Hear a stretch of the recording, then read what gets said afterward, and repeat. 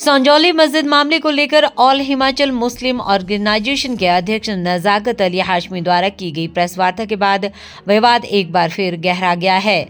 देवभूमि संघर्ष समिति ने हाशमी के बयान को भड़काऊ और भ्रामक करार दिया है। समिति के संयोजक भारत भूषण और एडवोकेट जगतपाल ने आरोप लगाया कि हाशमी ना तो इस मामले में पक्षकार है और ना ही प्रतिवादी। ऐसे में उनका बयान देना सिर्फ माहौल बिगाड़ने की कोशिश है। समिति ने हाशमी को जिहादी मानसिकता वाला बताते हुए कहा कि वे स्वयं बालूगंज मस्जिद पर अवैध कब्जा किए बैठे हैं, जिसे सुप्रीम कोर्ट के आदेश के बावजूद खाली नहीं करवाया जा सका। समिति ने स्पष्ट किया कि वे अदालत का पूरा सम्मान करते हैं, परंतु मामले की पृष्ठभूमि समझना आवश्यक है।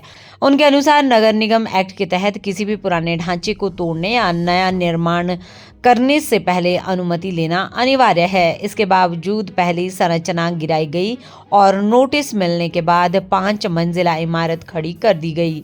समिति ने कहा कि यह निर्माण पूरी तरह नियमों के विरुद्ध है और उन्हें भरोसा है कि न्यायालय अवैध निर्माण के खिलाफ ही फैसला देगा। हम धन्यवाद करते हैं माननीय हाईकोर्ट का कि इन्होंने CMPMO नंबर 710/2025 में ये स्पेशल कहा है कि आप इस ऑर्डर की कंप्लायंस करें और जो स्टेटस को है सिर्फ ग्राउंड फ्लोर और फर्स्ट फ्लोर के लिए है। ये नहीं कहा कोर्ट ने कि ये इलीगल नहीं है, नहीं टूटेगा। ये कहा है कि जब तक आप ऊपर वाला तोड़ेंगे तब तक स्टेटस को है सिर्फ 9 मार्च तक, और आप स्टेटस को ऑर्डर को एज ए टूल यूज ना करें कि हम ऊपर वाला नहीं तोड़ेंगे। ये भी लिखा है उस ऑर्डर में। लेकिन ये जो लोग हैं ये माननीय हाईकोर्ट को भी सुपरसीड करते हुए एक प्रेस वार्ता करते हैं। इनको माननीय हाईकोर्ट का भी कोई अवध नहीं है, जबकि जब मैटर सब जुडिस है तो इनको इसके ऊपर नहीं बोलना चाहिए। और हम भी माननीय अदालत का सम्मान करते हुए हम कोर्ट के केस के ऊपर कोई टिप्पणी नहीं करना चाहते, नहीं हम करेंगे। लेकिन हम केस का बैकग्राउंड हमारे को इसलिए बताना जरूरी है क्योंकि ये जिहादी आदमी, इसने वर्ष 2024 में जब इसने एक मैसेज फ्लोटेड किया कि पूरा इस्लाम खतरे में है, और इसने मिश्रावाला में एक जो मदरसा चलता है उसके अंदर इसने लोगों का यहाँ पे आप इकट्ठे हो जाइए। जब हमें पता लगा, हमने DC Shimla, DC Sirmaur, SP Sirmaur और SDM कोंटा साहिब, हमने उनको एक जो है एक चिट्ठी हमने उनको भेजी और हमने उसमें लिखा कि अगर आप इनको परमिशन देते हैं तो ये CWPIL 146/2016 का वायलेशन होगा। हम हाई कोर्ट में आपके खिलाफ जाएंगे। फिर इनकी परमिशन रद्द कर दी गई। सर, उन्होंने आपको इनक्रोचर भी कहा है कि आप वक्फ की देखिए, मैं कब्जा कर पे। इस प्रेस वार्ता में, यह पत्रिका प्रेस वार्ता में आप सब लोगों का स्वागत है।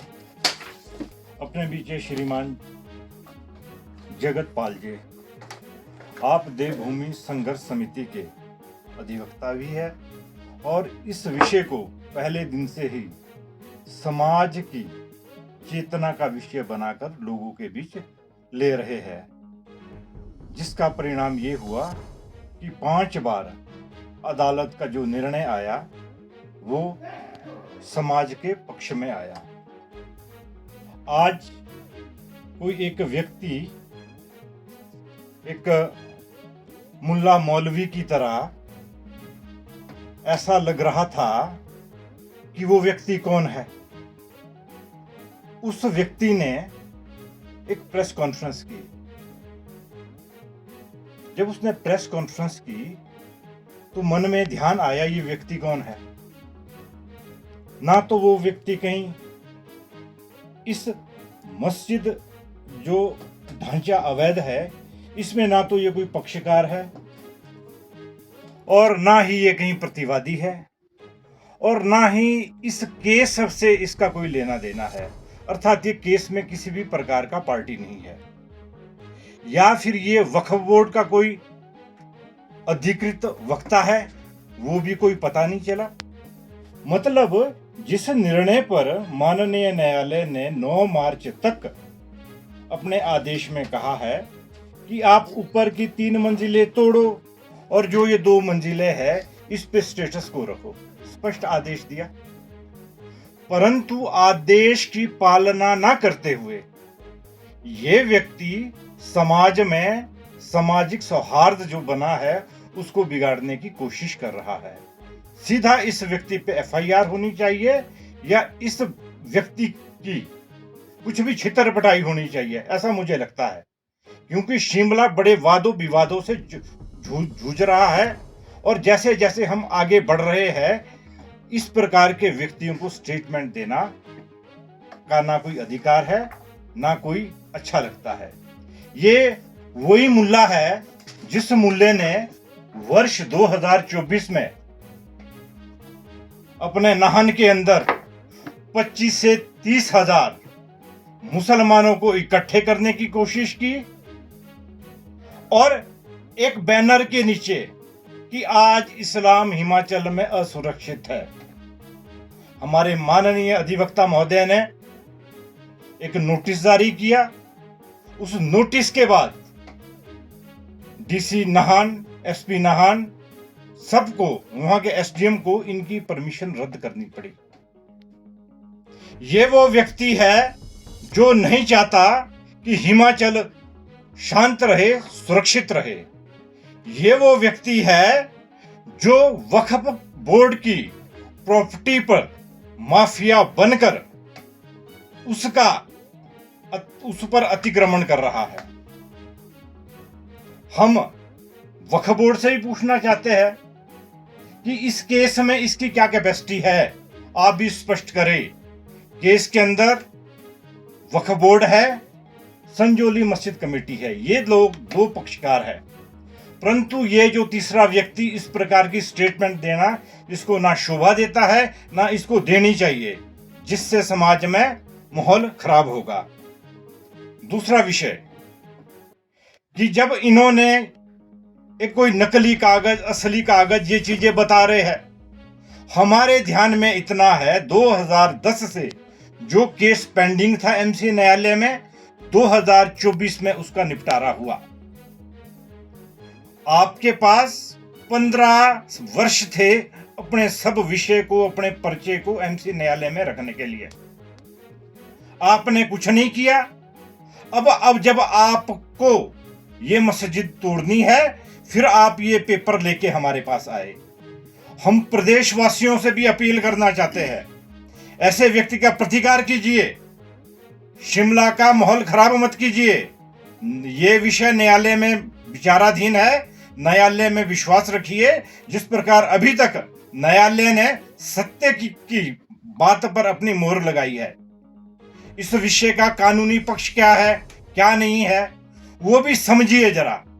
मैं इधर अधिवक्ता श्रीमान जगत जी से निवेदन करता हूं, आप इस केस के बारे में एक पक्ष पुनः मीडिया को भी बताए और जनता को भी बताए सच्चाई क्या है, क्योंकि मामला कोर्ट में विचाराधीन है। ये दोनों विषय ध्यान में रखते हुए जगत जी इस प्रेस वार्ता को आगे बढ़ाएंगे। जगत जी, आज एग्जिस्ट करती है उसकी लंबाई चौड़ाई कितनी थी? हमारे पास एक गूगल मैप है, अगर आप दिखा पाए तो आप दिखाइए। कि इतना सा 15 बाई 20 का ढांचा वहाँ पे था। ये उंगली के पास देखिए आप। और शायद नजाकत अली हाशमी को बड़े बड़े मोटे चश्मों वाली एनेक्सिस को देखना पड़ेगा कि ढांचा कौन सा था और आज की डेट में वहाँ पे क्या है।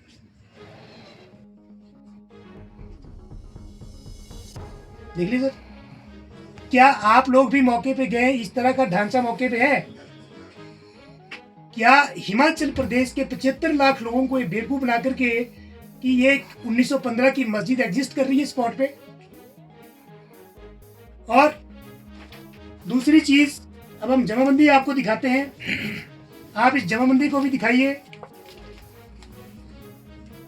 ये जमाबंदी है जो इस केस में स्वयं वक्फ बोर्ड ने और संजौली मस्जिद कमेटी ने माननीय अदालत में पेश की थी।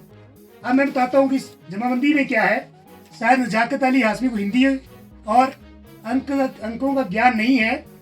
इसमें खसरा नंबर 66 जो है वहाँ पे गैर मुमकिन देव स्थान है, मस्जिद नहीं है। और उसके बाद खसरा नंबर 80 वहाँ पे गैर मुमकिन कच्चा 2 मंजिला मकान है। और खसरा नंबर 81 वहाँ पे गैर मुमकिन सहन एज पर जमाबंदी है, और खसरा नंबर 107 गैर मुमकिन नाली है, और खसरा नंबर 108 गैर मुमकिन बरामदा है। लेकिन वर्ष 2008 में इन जिहादी लोगों ने उस पुरानी मस्जिद को गिरा करके सेक्शन 244 और 242 ऑफ HPMC एक्ट, जो मैंने किताब आपको दिखाई, उसका वायलेशन करते हुए पुराना ढांचा इन्होंने गिरा करके वहां पे आज ना तो गैर मुमकिन सहन है, सहन का मतलब होता है ग्राउंड, कोई ग्राउंड आज मौके पे नहीं है, गैर मुमकिन नाली वहां पे नहीं है, गैर मुमकिन बरामदा आज वहां पे नहीं है। ये सारा इन जिहादी लोगों ने इसका इन्होंने एनक्रोचमेंट किया, और जबकि इसमें लिखा है सरकार हिमाचल प्रदेश इस जमीन की मालिक है। अहले इस्लाम का मतलब ना तो वक्फ बोर्ड होता है, और ना ही नजाकत अली हाशमी होता है, ना संजौली मस्जिद कमेटी होता है। अहले इस्लाम का मतलब होता है इस्लाम धर्म को मानने वाले, वो कोई भी होता है। लेकिन उसका अभिप्राय ये नहीं है इस कागज के आधार पे कि वक्फ बोर्ड इस जमीन का मालिक है। और दूसरी चीज मैं आपको बताना चाहता हूं कि उसने कहा कि एक एडवोकेट इस केस को अपने पर्सनल फायदे के लिए इसको ऊपर तक लेके गया। शायद इस जिहादी आदमी को 5 सितंबर 2024 का आंदोलन याद नहीं है, 11 सितंबर 2024 का आंदोलन याद नहीं है, जिसमें लाखों लोग आए थे और पूरे हिमाचल प्रदेश के अंदर आंदोलन हुआ था। एक अधिवक्ता उसमें नहीं था, मेरी तरह हजारों के हिसाब से अधिवक्ता इस आंदोलन में थे। और दूसरी चीज, वो जीवनी ऑर्डर कुछ दिखा रहा था कि मेरे पास सारे जीवनी ऑर्डर है, हमारे पास भी जीवनी ऑर्डर है, और शायद उसने पढ़े नहीं, शायद उसको अंग्रेजी भी पढ़ने नहीं आती। मैं आपको पढ़ के सुनाता हूँ। पहला ऑर्डर है 31/3/2010 का। 31/3/2010 को लोकल लोगों की कंप्लेंट पे उस समय का जेई महबूब शेख मौके पे गया, और उसने जब मौके पे गया तो उसने क्या क्या देखा कि वहां पुरानी मस्जिद, उसको 0 लेवल इन्होंने कर दिया, कोई मस्जिद मौके पे नहीं थी। और ये जो विवादित ढांचा, इसको मस्जिद नहीं बोलेंगे, ये इलीगल कंस्ट्रक्शन है जो सेक्शन 242 और 244 ऑफ HPMC एक्ट का वायलेशन करते हुए बनाई गई।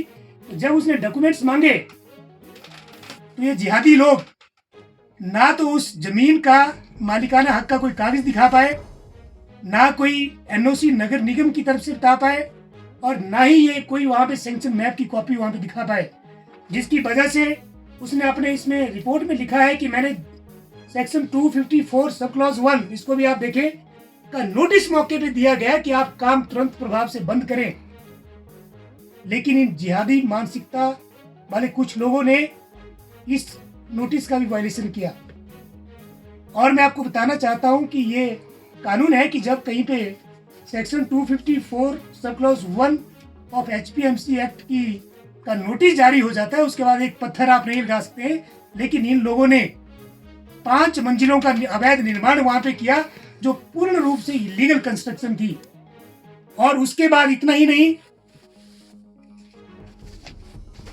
अब आप इस कागज को आप दिखाएंगे, ये 16 अक्टूबर 2012 का NOC है जो वक्फ बोर्ड ने संजौली मस्जिद कमेटी की फेवर में जारी किया।